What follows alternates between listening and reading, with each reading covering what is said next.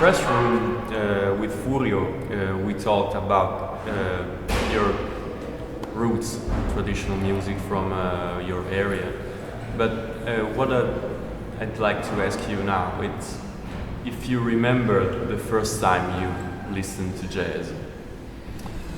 Yeah, well, without entering the discussion where does jazz begins and where does it ends, let's go in the middle of this thing. So the first time I heard Oscar Peterson, that's kind of a middle.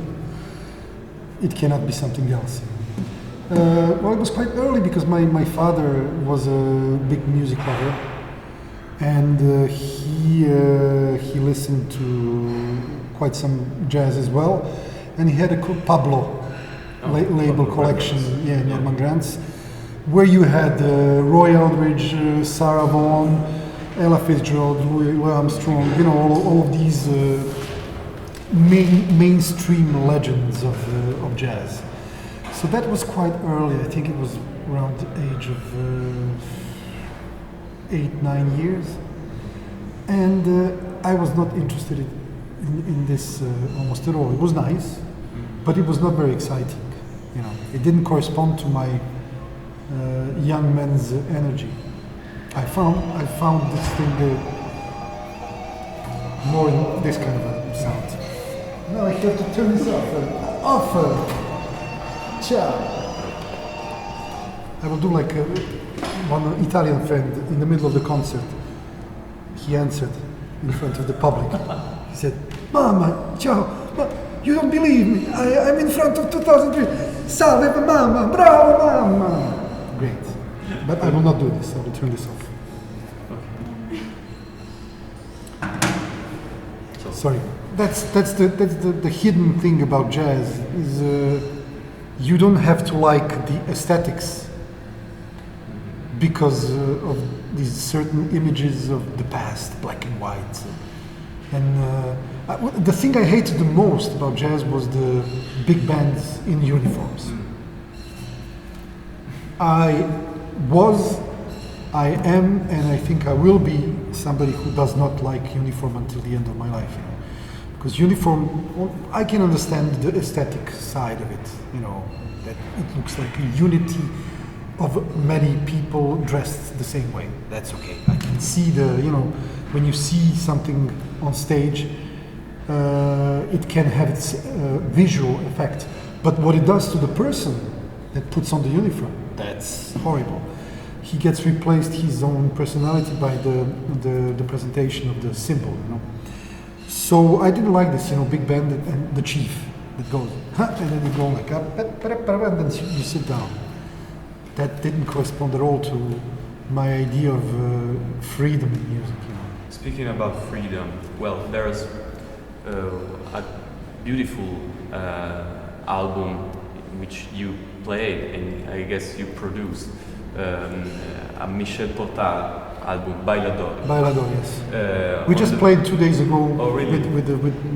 On the first track, which is the title track, if I'm not wrong, you play an incredible solo made of block chords, and it's very free rhythmically. And it's just, it blew my mind. Come on, did you see who I played with on this tune? Yeah, I had to fight against the king. It's Jack DeJohnette at the drums, so I had to.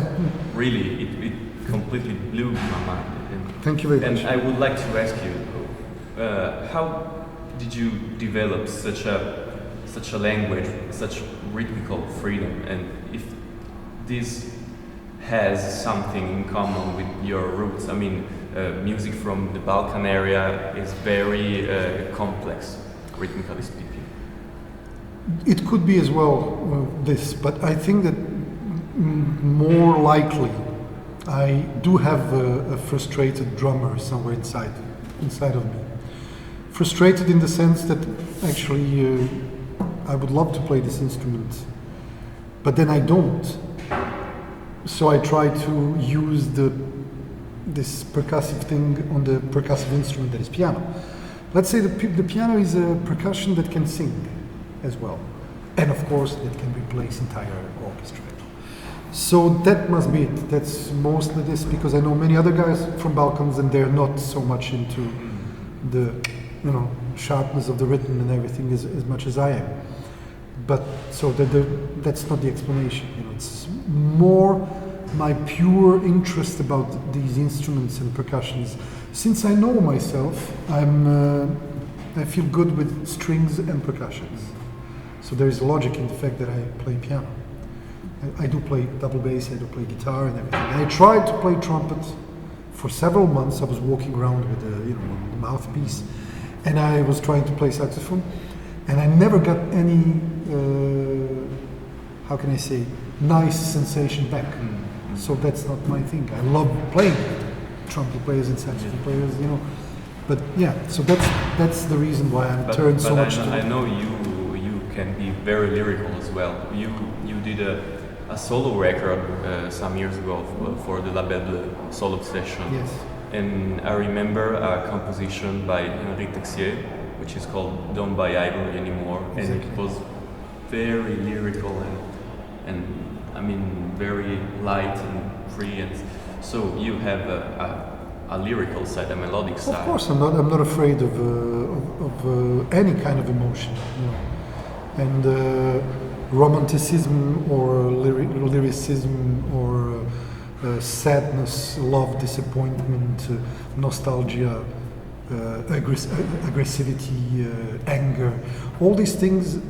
An artist is supposed to know how to present entire span of emotions, without me being really angry and really sad, and it can help, of course, but it's not necessary, that the moment that I play something sad, that it must mean that I am very sad.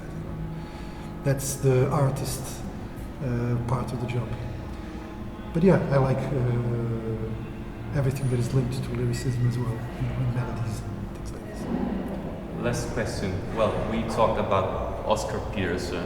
Well, was an Oscar Peterson solo the first solo you ever transcribed, or it was another? Very good question. I remember that I was slowing down. I had this turntable with 16, 33, 45, 78. So I realized one day that 16 is almost the half of 33. So I would slow down this way, and I would stay in the same key. And I was doing this with Oscar Peterson records because I couldn't understand exactly what he was doing because it was too fast. So I was slowing down his solos, and it was one of these Pablo records from my father.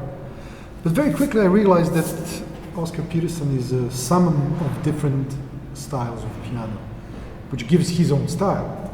But he's a bit zapper. He goes from this to this, and then because he has such a facility on this instrument that he can easily jump from this to that, which is not the case with somebody like Thelonious Monk, who has his own vision and he couldn't care less about zapping from this to that. He wants to dig his own hole, with his own aesthetics and everything. So yeah, I didn't really follow Oscar Peterson, but one of the second solos I was working at the same time, it was Chick Corea's synthesizer solo from some of the Return to Forever albums. So I came in jazz mostly through jazz rock that I was listening, because that was the actual music at the moment I was young.